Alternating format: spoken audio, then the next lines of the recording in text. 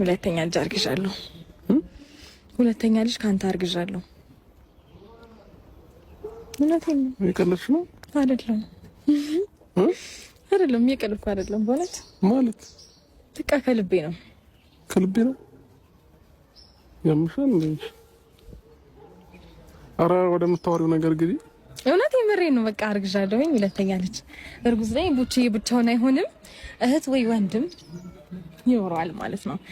ስፔሲፊክ ቀኑን አላውቀውም። እውነት ለመናገር እንትን የገዛሁት እቺ ቮሚት ሲያደርገኝ ሲያቅርሽልሽኝ ምናምን ማለት ነው።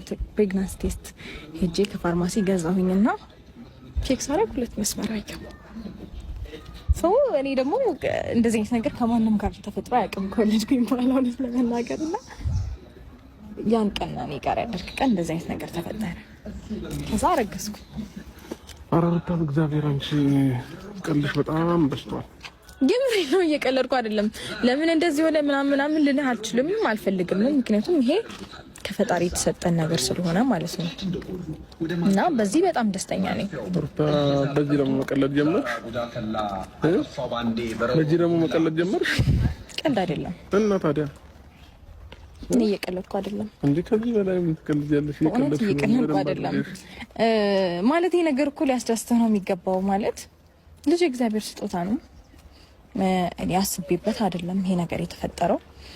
በቃ ፈጣሪ ነው የሰጠኝ። በዚህ ሰዓት ጀምር እኔ እንደዚህ አይነት ሁኔታ ውስጥ መግባትም አልፈልግም ነበረ። ምክንያቱም ልጄን በደንብ ትሪት ማድረግ እፈልጋለሁ፣ እሱ ላይ ፎከስ ማድረግ እፈልጋለሁ። ግን በቃ እግዚአብሔር ደግሞ ሰጠኝ።